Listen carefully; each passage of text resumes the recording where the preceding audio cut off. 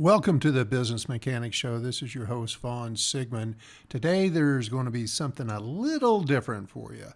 I was interviewed recently on the Focus and Chill podcast with my friends Joey and Jeremy, and I thought you might want to listen as to what my daily habits, routines, and best practices are for focusing on all the things I have to do every day. So check it out, especially all the time management tips I share during the show. Visit us at rdltraining.com.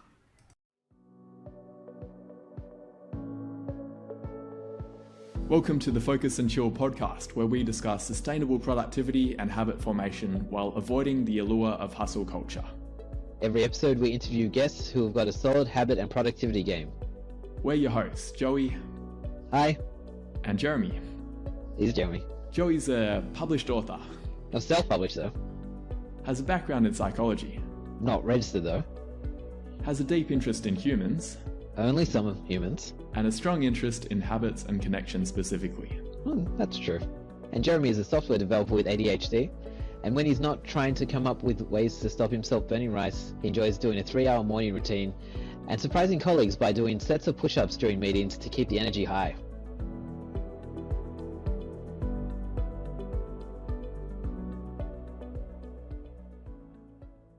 The Focus and Chill podcast is brought to you by Focus Bear, a habit and productivity app that makes healthy habits and deep work the path of least resistance. If you have a tendency to check emails or scroll through Instagram first thing in the morning, but long to develop a meditation and exercise habit first thing, Focus Bear can help you. The app blocks distractions on all your devices and guides you through your habits one at a time. Throughout the day, Focus Bear assists you to stay in deep work by blocking websites and apps that are unrelated to your chosen focus mode. Life's not all about work though. You'll be prompted to take regular breaks to rest your eyes and stretch your muscles. At the end of the day, Focus Bear helps you switch off. Work-related apps get hidden so you can unwind and sleep well. Check out the app by going to focusbear.io. We're very happy to have an international guest for our third podcast.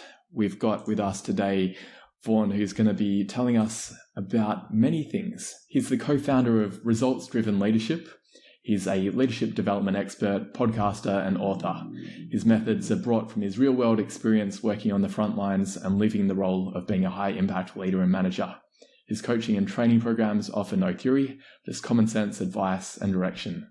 He's a former executive with CarMax, the world's largest and most respected company in the auto industry, and is the Fortune 100 best place to work.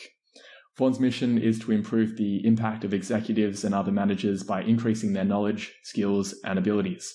Welcome to the show, Vaughn. Boy, it is good to be here, and I feel like I'm halfway around the world right now.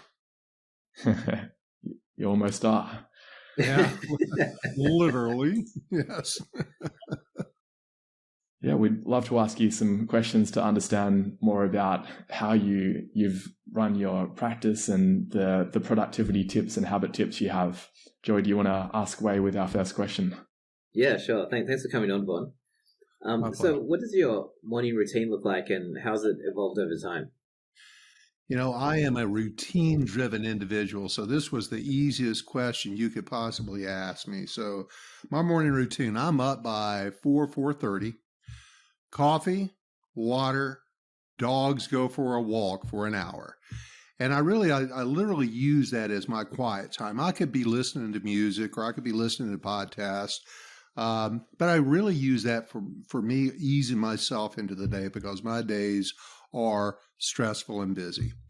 And so those dogs get a hour walk in the morning. I come back and then I spend the next 30 to 45 minutes reading. I'll read a little news, but God, that's scary sometimes. But I've got several resources that I go into. Flipboard magazine is one of those that I go into, and its algorithm has figured out the things I love to consume. And whether it's food or leadership or management or business, I tend to use that as learning time first thing every morning. So I'm coming in as a student every day to life. And by 7 o'clock, boom, I'm at work. Yeah, that sounds like a really good setup to your workday. Take care of yourself before you take care of your work, and that's definitely a philosophy that I follow. That I follow as well. Cool. Yeah, and you got to do it. If you sleep too late, you're rushing through the day. You never are going to be as good as you possibly can be, unless you've had that ramp up time in the morning. Yeah, so much. I like the idea of I like to call it being in front of the 8 ball in the morning. So yeah. That's a good way of saying it. Yeah, absolutely. So is that you've got the 1 hour long walk, you have some coffee, do you eat your breakfast in between the reading time and when you start work? I typically skip breakfast. I typically don't eat until 10, 11, sometimes as late as noon. I tend to have a little more energy when I treat my body that way. I learned that a long time ago. I tend to get really sleepy and drug down a little bit if I eat, and why do that? Yeah. So is that and I've got enough fat on me, Jeremy, honestly, I could miss probably 30 days worth of complete meals and I'd still be able to survive. Hopefully that's not an experiment you've put yourself through. No. I don't mind a little sacrifice, but man, that's taking it too far. Yeah. Is that an hour and a half that you're spending reading various publications on business and leadership and food? It's a decent chunk of time. And even from a time-saving standpoint, using Flipboard, I don't have to look for anything. It's just giving it to me. Yeah, great. Joey and I both enjoy using the Pocket app, which is a bit similar, where we have content that we like reading, and then sometimes it's hard to decide. There's too much to read in one day, so it's helpful to be able to save it for later. Sometimes it's hard to pull yourself away. Absolutely. And sometimes, in my case, it's difficult to get even to the bottom of my Pocket list as well. I save so many things. It takes a while to go to the bottom. One more. So much. Yeah. Always more to learn. So yeah, this might be a little bit off the track, but in terms of the not eating breakfast, you're saying that it's you feel better when you don't have breakfast in the morning. Is that like an intentional intermittent fasting type approach? It is really a way that I started. Yes, to answer your question, Joy, it was something I started to maintain weight, lose a little weight, and frankly, I didn't lose a whole lot of weight on it for maybe reasons outside of just fasting, but I felt better, and so it was kind of an unintentional benefit fasting, and I wanted to lose a certain amount of pounds, and found out that there was a little bit of that, but there was really a better mood from all of this. Yeah. I follow a similar thing, but just on 2 days, like 2 days a week. The days that I don't exercise, I skip breakfast, and like the first bite of food you get after that it's very pleasurable. Well, it's really good, but I've also found, I don't know about you, Joey, after you've done this, I did it for a while, is I fill up so much faster when I do eat. I just do not have the appetite once it tastes great, absolutely. And especially, I've done a few 24-hour fasts and 36-hour fasts just as a challenge. And you really cannot eat much food after 24 hours. And I fill up in a second. You're nodding your head, Jeremy. Do you see that too? Yeah, I've started doing intermittent fasting about 3 weeks ago, and I find that too, that it has the mental clarity benefits and the mood benefits that you talked about. The 24-hour fast, I haven't really tried that, but I've work your way up to it. Done it once, and I think I was very irritable. You must be better at managing how you feel during that time. I find too, I don't know about you too, it's once I get past I'm hungry, but once I get past a certain point, the hunger kind of dissipates. and the mood thing kind of dissipates and goes away entirely to where I don't even think about it. I have to remind myself about to go eat. Mm. Yeah, But I'm pretty definitely. good about reminding myself. I can tell you that. Oh, that's good. That's good. Yeah, don't want to get your blood sugar too low. But yeah, I definitely feel that as well, Vaughn. There's a point at which like it's almost habitual where you go and reach out for the food, but you're not actually hungry necessarily. You're just trying to maybe avoid something or just distract yourself. And when you knuckle down and actually make a start on that thing, yeah, like you're in the zone, and hunger is like one of the last things you're thinking about. So yeah, definitely agree with that. Yeah. You save money on food, you feel better. And you said, I think the key word to that, Joy, is it's we eat by habit as much as anything else. You're changing your habit, and you find that you don't have to have that food. Definitely.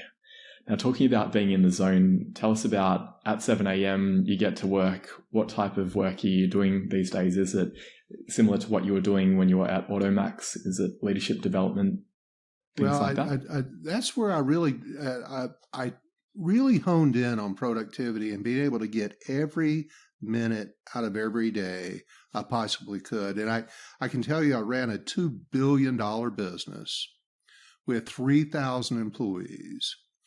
And there was a lot going on. I had plenty to do, but that's when I learned time management. And the most beautiful part, and I think the essence and the one thing in order to really dial in, you're managing your time instead of your time managing you, is be able to time block. And I really feel that at this point, running my own business after I retired from CarMax in 2014, started this business. This was a passion business for me that's worked out really nicely. I don't ever see myself retiring. I retired from the corporate world, but I'm never going to not work. I love business. It's what I love. It's my hobby, frankly. I love talking about business. I love talking about people. I love talking about leadership. I can do it for hours, and cars. I can talk about cars a lot too. But time blocking. So I literally, Jeremy, I schedule everything I do all day long. My calendar tells me what I've got to do, when I've got to do it, how long I've got to do it. Because I've got appointments and between coachings, training sessions, business development calls, I've got my entire day booked hour by hour by hour by hour. I learned I even had to schedule lunch, because one of the other tools that came into my life a few years back is Calendly, an online calendar. And people can schedule appointments with me. I know you guys use something similar to that. And it just makes life so much easier. And it saves you a ton of time because you don't have this whole back and forth rodeo of when you're going to be available, what day, what time. Well, I'm not available. How about this time? And all this wasted energy you have to put into finding an hour or a half hour that somebody's going to be available to talk. Here, just pick a time off my calendar, and you got to be careful because you really will get yourself booked out. But if I don't do that, I don't think I maximize my time, and I get a lot more done. At 7 a.m., the first thing I do is social media. I spend 30 minutes doing my posting, and I primarily post on LinkedIn, but I use Hootsuite, which is a great app, and that puts it on my Facebook page. It puts it on my LinkedIn page. And sometimes I'm really great on the weekends. I'll book it all out in a week, but I typically don't think that far ahead, frankly. And so when I get up in that morning routine we spoke of earlier, very often will give me the prompt to post something. I ought to post a podcast off my show, or I ought to post this blog, or, I'll share that article because I think it's pertinent to what's happening in my life with my clients at the time. So I spend the first half hour, because if I don't schedule that, I'll just get sucked up into the wave of the day and it won't get done. So it's the first thing on my schedule is social media. And then I start booking my appointments right after that. And I even I schedule my admin time. And so there's certain days for a few hours in the afternoons that I just block that off. Nobody can schedule anything. And I'm pretty good unless it's some kind of emergency and I really have to move something around. I protect that time. I worship that time, because if I don't do it then, that's where time management comes in my opinion, is that's where I have to work extra hours or I have to work on the weekend. It's me controlling that calendar with time blocking. It's been one of the greatest tools I've ever learned and used, and I also teach a lot of people. Yeah, that makes a lot of sense, to carve out time for the admin work, but also I imagine deep work where you don't want interruptions. Do you schedule, when you have your coaching calls, is that's your priority? So you do that in the morning when you've got the most energy, and then the admin tasks are in the afternoon when you might have an energy dip? Is that part of it as well? Energy management as well as time management? That's my preference. Now, I do have some clients that aren't available in the morning. So I have a handful that are afternoons, but out of, gosh, I don't know, the 50 something appointments I have during the course of the week or during the course of the month, I will, and some of them are an hour and some of them are 2 hours. It just depends on the client, what we're doing together. And then I do some in-person things here in my hometown. I'll drive to offices and do training sessions or coaching sessions. But I even schedule the time to get to that office onto my calendar, because I don't want somebody scheduling something off my calendar that I'm going to get. That's going to screw the drive time up, right? You got to think about all these things. But so it's, fortunately, most of my clients are morning people. I try to get that done because, to your point, Jeremy, that's the energy time. That's when I feel like I'm going to be sharper. I can bring it a whole lot better to them. But I'm also pretty flexible, but nothing after 3 o'clock. Unless, I did start at 4:30. Yeah. Well, thanks for being available later than 3. Have I got that right? Are you in East Coast time or West Coast time? I'm Pacific. I'm in California. Oh, okay. But, so we've got you at 3 p.m. now. Yeah. And I treat myself. I do own my own business. My last appointment, I've got a standing appointment with a very long-term client at between 2 and 3 every Friday. He's a every week guy with me, coaching client. But at 3 o'clock, I'm done. I block the rest of the day. I do not work past 3 o'clock. And if Charlie didn't want me to work till 3 o'clock, I'd make it 1 o'clock. I'd take Friday afternoons off, but Charlie's special, so we got to deal with him. It's good to have special clients as well. Yeah. That's Charlie's one of my favorite. Well, they're all kind of my favorites. It's like talking about your children, but Charlie's just a great guy. Yeah. You're going to say it's like talking about your children, but like I always thought parents, except that they always have favorite kids, right? Yeah. I know my parents do. Yeah, absolutely.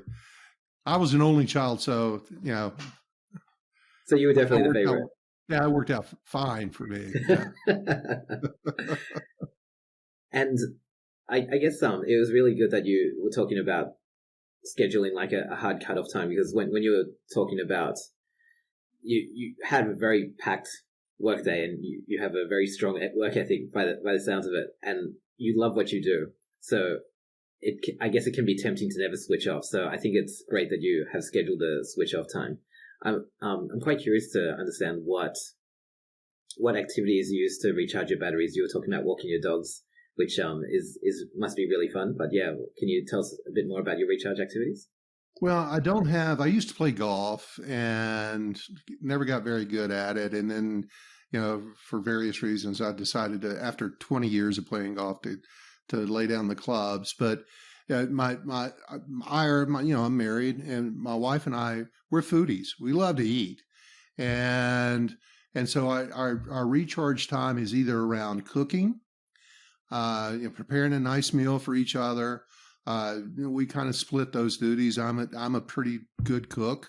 I was a bachelor for a long time, so that helped. but it's finding restaurants and going to cool places to eat. And we happen to live in a beautiful place with lots of opportunities to go find great food. So we try to find a variety of that and be able to share our experiences with the people we know and love. Yeah, food's a great way to recharge, isn't it? But I do have kind of a secret obsession that I'll share with you. That nobody's going to listen to this, right? I'm just kidding. Except Charlie. We'll send it to Charlie. Just the three of us and our 4 fans, I think. Yeah. Okay. So nobody's really going to hear this. But I've had this secret desire, don't judge me on this, anybody, to be a police officer.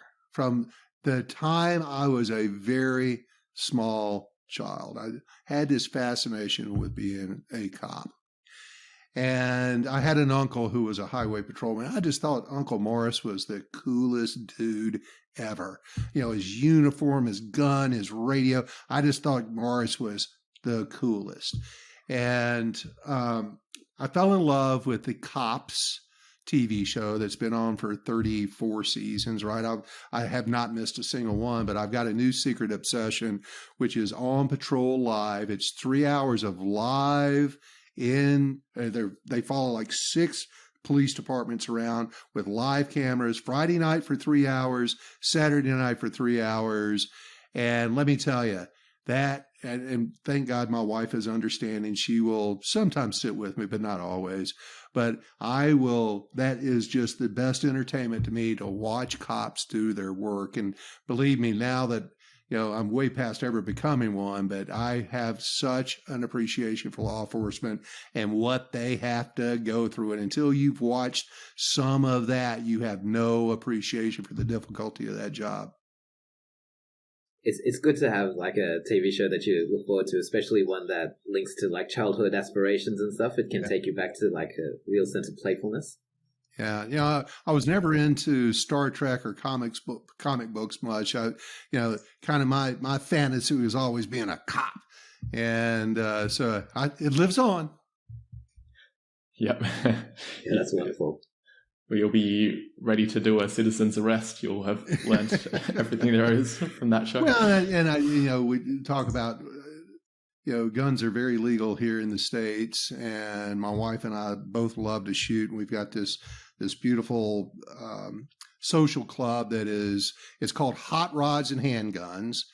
And it is one of the most beautiful social clubs you've ever seen. But it's as the name implies, it's around guns. And the founder of this social club has a huge hot rod collection, 3 restaurants, 3 bars, and 2 beautiful shooting ranges. And believe me, they don't let you go on the range if you've imbibed in any alcohol. So nobody freak out about that. But from a relaxation, if either one of us had a really tough week, we'll go down to the gun range, fire off. We'll send a box down range, and that is just woof. You feel so relaxed after that. Yeah, I wonder if that's related to the way that your visual system would have to focus on the target as well. That I've heard that kind of concentration, it probably lets go of everything else. Well, and I think it is, Jeremy, and I also think that it's also what I'm really enjoyed outside of the social aspects of playing golf. It's the concentration of what I've got to do to advance something, right? And with like anything, you've got to get good at anything. You got to practice. You're not going to learn to do anything well by reading. You've got to go out and apply it. And that's certainly a big part of what I preach to my clients is we can talk about this stuff all day long. You got to go put it into action. That's the only way you're going to get any better at it. And so I started shooting guns at a young age, was always a pretty good marksman, but there's a sense of accomplishment from blowing out the middle of that target that you're firing at, right? Big, there's no red left in the middle is a huge goal, but it's total concentration because, hey, you've got a very dangerous piece of equipment in your hand, right? But it's also there's a technique and an art and a level of concentration that removes the rest of the world from you to do this right. So it does help you check your brain out and get really focused on something. Yeah, I bet. I've done a little bit of biathlon training where you do cross-country skiing and shooting with the 22, and I've found that I haven't done it that much, but I have found that it really does get me centered doing that. Keen to hear a bit more about when you're giving your clients coaching, what kind of advice do you give around maximizing productivity? You've spoken about for yourself that it's the calendar booking, making sure that your calendar relates to the type of work that you want to do, and optimizing your energy levels as well. What other tips would you give our audience? Well, there's that's a really good question, and the first thing that I think everybody has to work on, especially if you're overwhelmed, you're stressed out, you feel like there's not enough hours in the day, is you've got to stop. Sometimes you got to slow down to speed up, right? And you got to stop, and you've got to capture things in writing. You've got to write things down. Writing your goals down is essential, but what you've got to get done, the stuff you've got to get done has got to be written down. And then the next part of that is then I've got to prioritize it. And I think when everything is a priority, and I think that's where people get out of control with stress and being overwhelmed, is everything's a priority. Whatever is in front of them becomes a priority. And I'll share another exercise or trick that I use, but it's write things down, prioritize them, literally first priority, second priority, third priority. And it's amazing as I can get people to practice that, how they say it just drains the stress out of their brains. They all of a sudden feel like they're in control of things again. And it's such a simple analog approach to doing something. And certainly there's apps that can help you do that too. But I have found that most people there's something about that, those thoughts and all those things in your head traveling out of your brain, down through your shoulder, through your arm, into your hand, and into a pen, onto a piece of paper is amazingly effective at reducing stress. But back to the priority thing. I'm a paper guy too. There you go. Well, and I've got boxes full of things. I take notes on everything, but I work off a to-do list. And that to-do list is always on the top of my desk. But I mean, it's always just to my right, no matter where I'm at. Well, I'm in a client's office or sitting here working on a Zoom call or from my office. But that to-do list is always present. But the second is a lot of people struggle with establishing their priorities.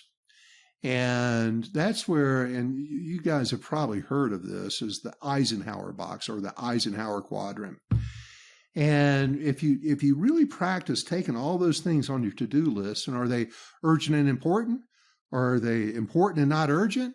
Are they not important but urgent? Or are they not important and not urgent, right? And then just applying what you've got on your to-do list to the Eisenhower Box, it helps you understand from a mental standpoint, everything doesn't have to be done today. Is what I'm doing today really the most important thing, or can somebody else here do it? Delegation is a huge part of being effective with your time. But delegation is more that I just can't give it to somebody. I have to go through the work and the effort to make sure I've got somebody that's identified and trained that can handle that work, that I can trust to do it. But what keeps a lot of people from delegating is they're not going to do it as fast as me, or they're not going to do it as well, or they don't do it like me. And you got to get past that, because it took you years to do it as well as you do. They're not going to learn it in a day. They're not going to learn it in an hour. You got to give them the practice time that you've been able to create for yourself through however many years you've been doing that duty, that responsibility. So I've got to look around and say, am I the only person who can do this? Am I the best person to do this? Because very often, don't ask me to do finances. P&Ls, I can read them. I've read, I've been responsible for P&Ls for years and years and years. But to sit and do the budgeting and the finance and, the detail of all that ain't my bag. That's why God made accountants and smart people.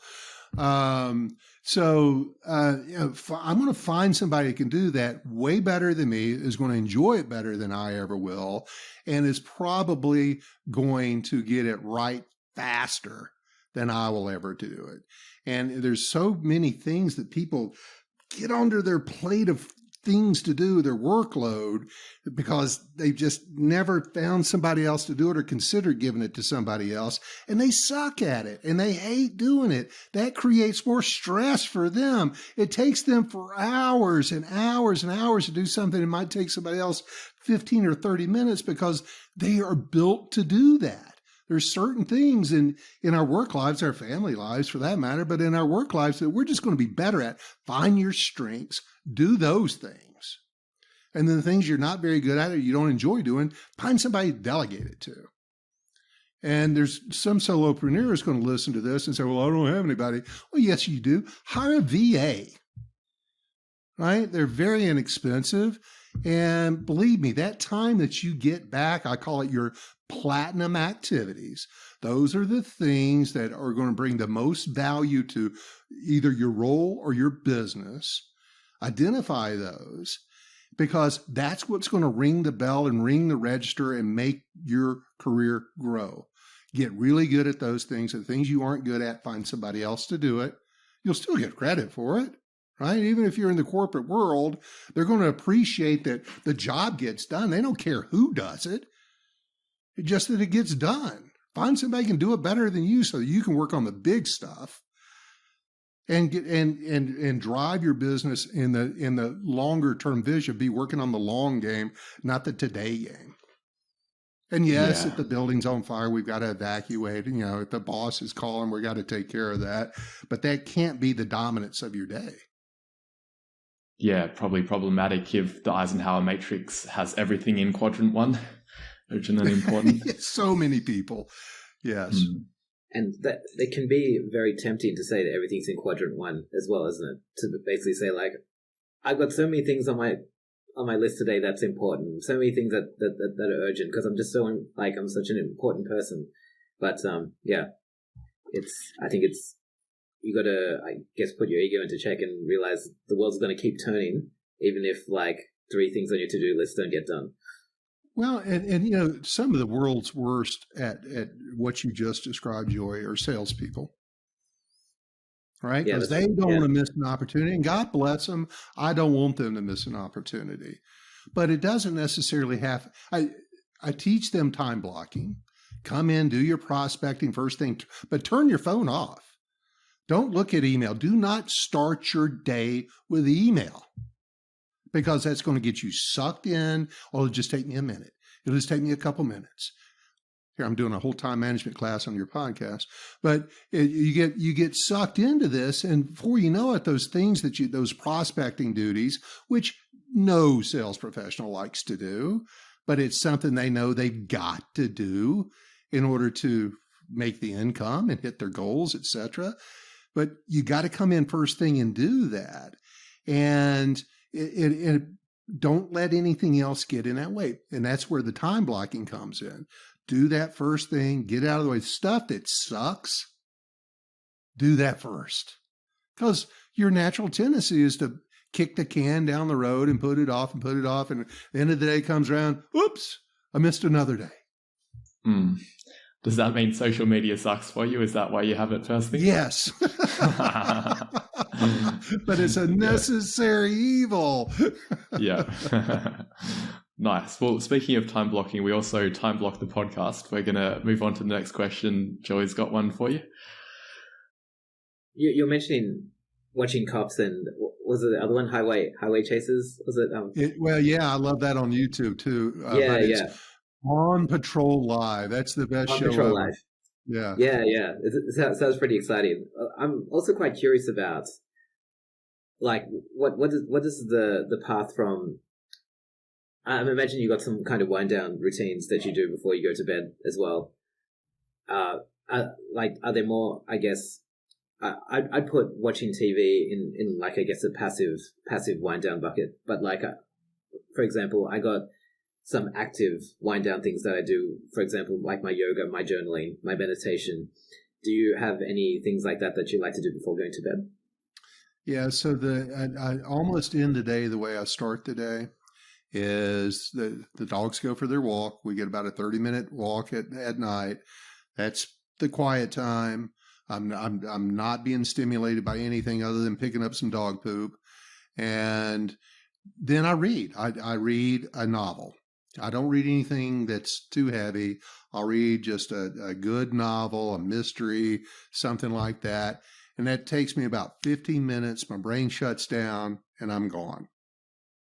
So I very rarely read books anymore. I'm one of those spoiled kids that listens to audiobooks. And so I used to find it really difficult to sleep on planes until I learned to just put an audiobook on a fairly slow speed, like maybe a half speed or something, and Wow.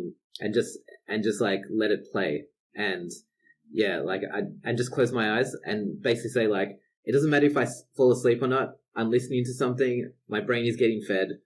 If I fall asleep, I fall asleep. If not, then my brain's getting nourished. So yeah, that's, I think, reading or like books, stories, it's a really great way to wind down, I think. Yeah, agreed. But I've never gotten into the audiobooks. My wife loves the audiobooks. There's something missing for me, but that's all just personal choice. Yeah, I can totally see the appeal for physical books as well. Definitely. Yeah. Do you have to be quite selective about the novels that you read? Because I'd probably find, say, a mystery novel, it would be hard for me to get to sleep because I'm wondering what's going to happen next. Why was the spanner in the... It is very rare. It's something certainly to be wary of. But no, usually, even as stimulating as some of those novels are, the heroes chasing the villain or whatever, that my brain is shutting down. That releases me and I'm out. Cool. And then if that fails, then you pull out an accounting textbook. Yeah, absolutely. Pull out quantum physics, and I'm good to be asleep in about 15 seconds. Nice. So the next question we have is about resources, which might be books, philosophies, apps that you find helpful for productivity and habit formation. You've spoken about the Eisenhower Matrix, and I imagine, is it 7 Habits of Highly Effective People? Maybe it comes out of that. What other books? I know you've got your own podcast as well, so that will definitely be a resource that we'll include. What else would you recommend? Well, there's 2 books that I strongly recommend, depending on where you are in your career.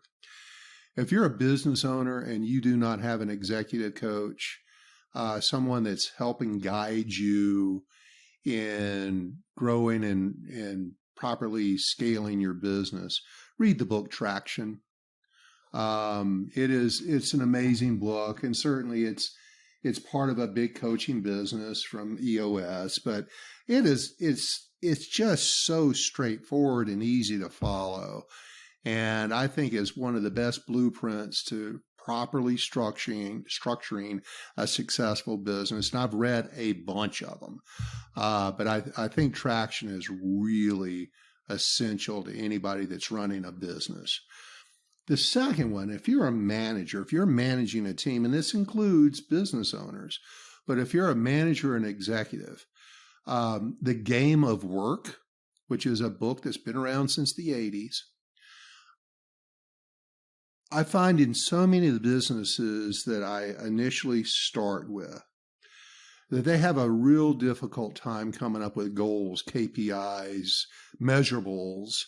And The Game of Work really describes and helps you understand as a manager, as a leader within an organization, the deep value that's created, the motivation that's created, the productivity upticks that you'll achieve if you just put a number to something and start tracking it, set goals. The more visual you can make it, and like having a dashboard up that everybody has their eyeballs on, or it could just be a whiteboard that you're writing results on 3 times a day, or just yesterday's results, or setting goals up there, recognizing somebody. You just need that visual stimulus. But people, so often when Gallup has reported this 1,000 times because it's the same thing year after year. The number one thing that engages employees at work is their employer's ability to let them know what's expected of them. Number one thing to engagement. And it's missing in so many cultures. They believe it's in place, but the game of work takes it to the level that humans, the psychology of gamifying work, it's simple. It can be at almost no cost, and it is a game changer. I have seen it turn around so many teams, managers for that fact, because all of a sudden it's like, oh, that's all I have to do, and people will actually do a better job for me. They'll have a little fun doing it. Yeah, just make it into a game. Oh, I can do that. And whether it's, collecting accounts receivable or packing boxes or selling or whatever it is, put a number to it. Set that goal, track that number, give them plenty of access to the outcomes as regularly as you can. The Game of Work, I think, is an essential book for anybody managing the team. Yeah, great. It reminds me a bit of, there's another book with a similar title, The Great Game of Business, where it also has a similar kind of philosophy. I'll have to read The Great Game of Work, though. Yep, very. And listen, I think Game of Work came out in 1984. I don't know which one predated who, but whichever one you read it, because it is really important. Yeah, for sure. It sounds like The Great Game of Business actually predated Jeremy. That's correct. Oh, Jeremy. I don't mind reading some history books. Great pleasure having you on. Thanks for your generous advice and your time. Before we wrap up, do you have any parting words or asks for our audience? Well, I'd love for everybody to come and visit my website, rdltraining.com. That's Romeo Delta Lima training.com with my Southern accent, RDL Training. Check out all of our services. I'm going through a redesign of my website. That's a big project I'm working on right now. So I'm elbows deep in getting that done. And also my podcast, The Business Mechanic, is becoming more and more popular. There's nothing more satisfying than seeing those downloads and getting the responses I'm getting from so many people across the world, from some of the value they're getting from the things that I share, the ideas, the tips, the tricks, the hacks, the steps to just being a more effective leader and manager. And it's that, listen, most people get promoted into management because they were a really good employee. They tactically knew more than anybody else. They showed up for work on time. They were pleasant. The boss liked them. They got made a manager, but they were never trained on how to hold a meeting, how to interview somebody, how to create an action plan, time management. So they're thrown into this trial and error approach of figuring it out. And some people figure it out, but about 50% of managers fail in their first 3 years. And that doesn't have to be. Go get some training, find a podcast. Certainly I'd love for you to take advantage of some of my online courses through RDL Training, but listen to my podcast. You'll get a lot from that as well. So, and please, anybody that wants to reach out with some comments, I'd love to hear from them as well. Awesome. I'll have to check it out because I definitely feel like that myself as a relatively new manager. I'll have a listen. Get yourself off on the right foot. And listen, if you've started and it's not working for you, it's never too late. Go get yourself trained. Thanks a lot for sharing those resources. Thank you both very much for having me on today. Thanks, Juan. Thanks, Juan.